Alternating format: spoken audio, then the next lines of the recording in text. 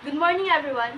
We are the third group, and we will be discussing about Michelangelo and Donatello. Michelangelo di Lodovico Buonarroti Simoni o mas kilala sa tawag na Michelangelo.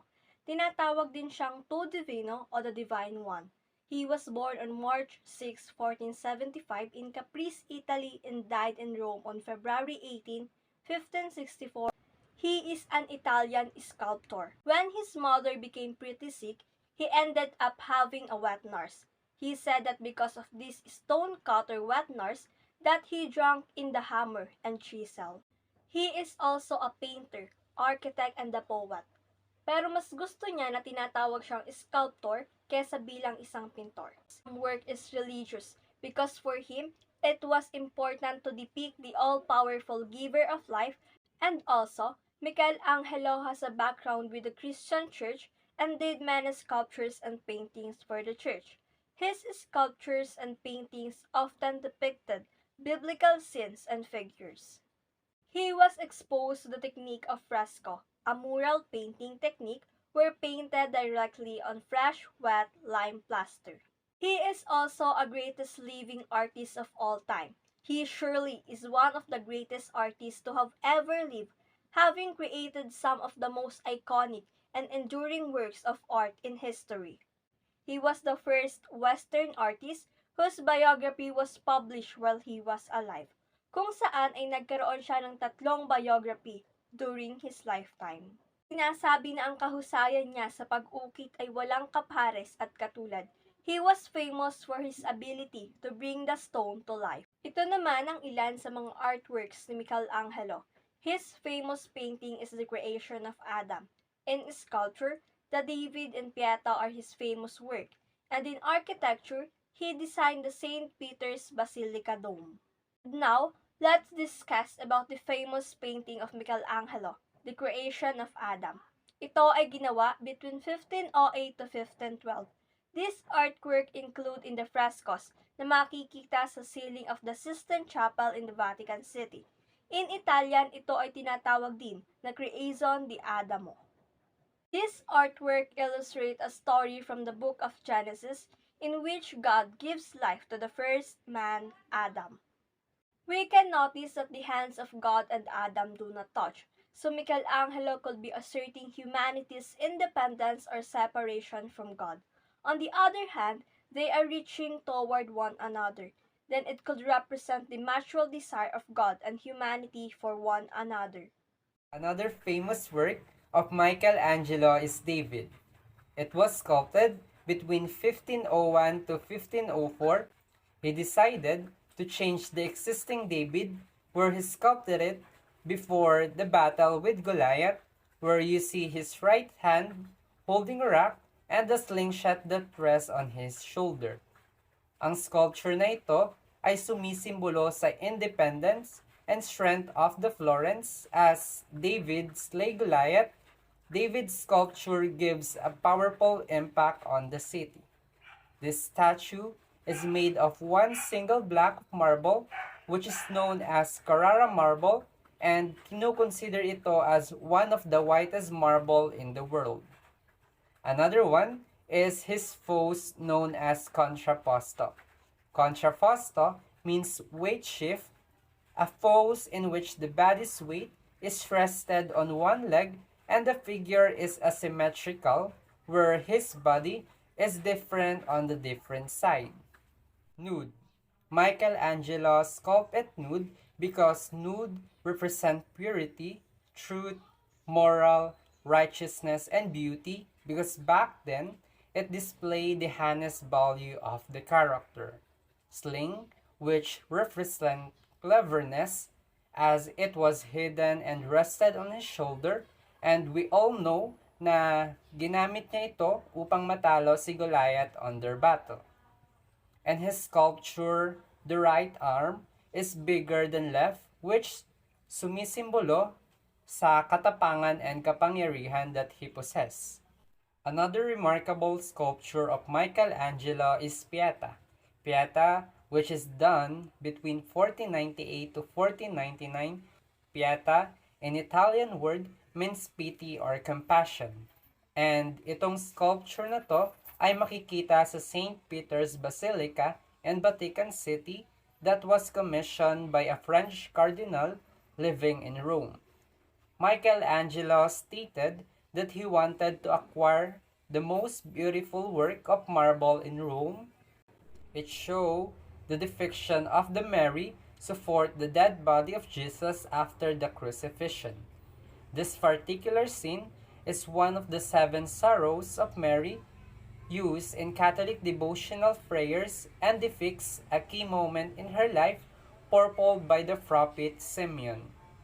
It is a specific form of lamentation of Christ because in lamentation of Christ, Christ's body has been cut down from the cross and is surrounded by his weeping family and friends, and his head is supported in the arms of his mother, the Virgin Mary.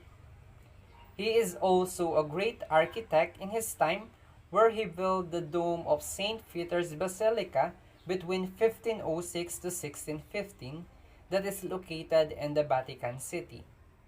It was built in Baroque style architecture and it follows the style of the Roman Pantheon. But Michelangelo modified the final design to include the supporting piers to hold the massive dome. He is a chief architect in building the dome and gawa ito sa brick na may taas na 137 meter, making it one of the largest domes in the world. Ngayon, dumako naman tayo to another leading Italian Renaissance artist, Donato di Niccolò di Beto Bardi o mas kilala sa tawagan na Donatello. He was born around 1386 in Florence, Italy, and he died on December 13, 1466 in Florence. He was known as a master sculptor at siya rin ang pinakaunang artist na nagpamulat sa mata ng mga makabago o modernong artist sa mundo ng sculptor. Siyempre, bilang nabadsagan siya as master sculptor, ibig sabihin he was versatile and knows the different techniques and styles in that field. And amongst all that, he was best known for his basorelievo and terracotta sculpture. Ano nga ba ang basorelievo?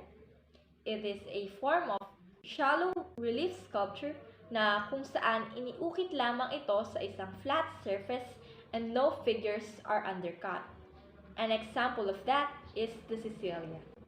Bukod sa basorelievo, he is also a master of terracotta sculpture o yung mga sculpture na ginawa mula sa medyo magaspak at buhaghag na clay na kapag nainitan ay nagkukulay dull ochre or reddish. An example of that is the Penitent Magdalene. Now let's talk about his background. Donatello was the son of Niccolò di Beto Bardi. His father was a member of the Florentine Wool Combers Guild at dahil doon, nakilala si Donatello bilang anak ng isang craftsman at yon ang naging daan upang mapadpad siya sa landas ng trades o pangangalakal. He was educated at the home of the Martellis. Pero sino nga ba ang mga Martelli? They are a wealthy and influential Florentine family of bankers and art patrons closely tied to the Medici family. Sa home of the Martelli rin siya unang nakareceive ng artistic training from a local goldsmith. Goldsmith meaning tagapanday ng ginto. Donatello learned metallurgy and the fabrication of metals and other substances. And because of his expertise sa metals, mas naging creative siya sa paggawa ng mga sculpture, a thing that he is widely known of. And noong 1403 naman, naging apprentice siya ni Lorenzo Ghiberti, isang metalsmith at sculptor sa Florence. A few years later, inassist niya si Ghiberti nung lumaban ito sa isang competition. The said competition is a commission of creating cathedral doors for the baptistry of the Florence Cathedral. And as you can see, this is the gates of paradise. And this is the byproduct of their combined creativity. And with Donatello's help, Ghiberto beat out his rival artist, Filippo Brunelleschi. Moving on, these are some of the famous works of Donatello. The first one is David. This was made from 1440 to 1460. ito ay made out of bronze and is completely nude except for his boots and a hat top with a laurel. This sculpture depicts a notable theme, which is the admiration of self-worth, which can be seen through his pose. Makikita natin na David looks so confident dun sa posture niya. This is one of the most important works in the history of Western art because dito nagsimula ang pagsikat ng sculptures during the Renaissance period. This sculpture also displays David in a heroic pose. Makikita natin nakatapak si David sa decapitated head ni Goliath, which is alam naman natin nasa Bible ang story na ito. After David killed the giant Goliath, he became the king of Israel. Lastly, mayroong controversy tungkol sa artwork na ito, specifically ang sexual connotations. According sa source na nabasa ko, hindi raw natalo ni David si Goliath dahil sa pakikipaglaban niya, kundi because of seduction. Marami nagsasabi din na based daw ito sa sexuality ni Donatello kasi siya ay isang homosexual. Pero yung artwork na yun ay nakadisplay pa rin sa Town Hall of Florence. Kaya sabi naman ng iba, hindi raw talaga to naging controversial. The next one is the Penitent Magdalene. It was made during 1453 to 1455. This was inspired by Saint Mary of Egypt. Makikita natin na Saint Mary is shockingly haggard, which is realistically carved. Dahil daw ito sa kanyang non-virtuous life based kay Mary Magdalene sa Bible. Her life of adultery and prostitution has stolen her beauty, pero she still has hope in salvation kasi makikita na her hands are placed in a praying gesture. The third one is the equestrian statue of Gatamelata, which was made on 1453. So si Gatamelata ay isang general commander ng armies sa Venice. Gatamelata was portrayed as life-size to honor him. The overall statue shows confidence and prowess. The last one is the Feast of Herod, which was made during 1423 to 1427. This depicts the beheading of John the Baptist, which is nasa Bible. Yung ni-request ni Salome kay King Herod ang head ni John sa platter. Tapos, Filippo Brunelleschi's linear perspective was used, including orthogonals. Ito yung diagonal lines that meet a central vanishing point, and yung transversals, which are lines crossing the orthogonals. Now, let's talk about the three Davids. So, earlier, we have mentioned na isa sa mga famous works na Michelangelo and Donatello yung David sculpture. Pero, may isa pang artist ang nag-sculpt kay David, which is si Bernini. So, si Bernini is also an Italian artist and malaki yung influence niya sa field of architecture. So, kilala si Bernini as an artist who take inspiration in life and visible ito sa mga works niya. That's why marami na nagsasabi na yung facial expression ng David sculpture niya is a self-portrait or base sa mismong facial features or expression ni Bernini. Now, let's compare the three Davids. So, in terms of creation, nauna yung kay Donatello during the 1440.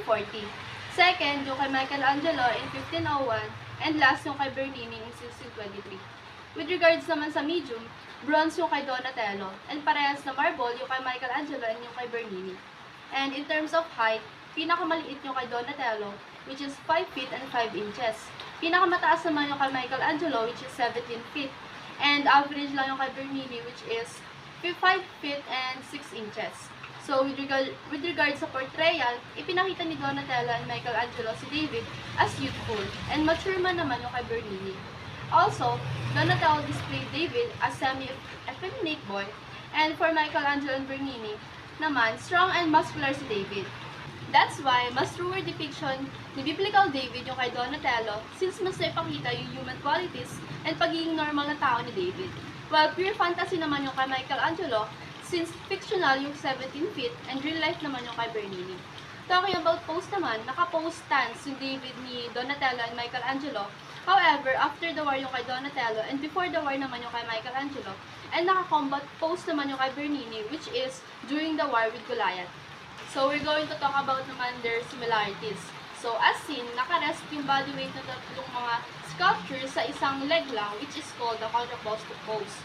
And lahat din ng mga statue is presented in a very warrior-like construct and parang ready sila sa gera. Although yung kay Michelangelo nga depicts the readiness before the war, yung kay Bernini is during the war, and Donatello's David depict the readiness after the war with Goliath. And since based yung tatlong David sculpture kay Biblical David, of David and Goliath, lahat sila is nagtataglay ng similar stories kung paano nila napaslang si Goliath. For the last part, we are going to talk about the impact or impacts of Michelangelo and Donatello and their works. So these two artists inspired a lot of painter and artists during the early Italian Renaissance because of their exceptional artworks. Kaya mas naging popular yung mga art styles na ginamit nila and na-adapt din ito ng mga other artists which is visible up until now since maraming artworks na inspired sa gawa ni Michelangelo and Donatello. And yung mga gawa rin nila is mahalaga in bridging the classical art to modern art since na-develop ng ibang artists yung mga art styles nila during the classical art and visible pa rin yung mga styles na ito up until now, especially in the modern art. And finally, pinasikat ni Donatello yung classicizing style among the artists, which is art na based sa ancient Greek or Roman style. And pinasikat naman ni Michelangelo yung blending of psychological insight and physical realism na hindi pa noon na ipapakita ng kahit na sino. To conclude, we leave you with this remark: life imitates art far more than art imitates life. And these are our references.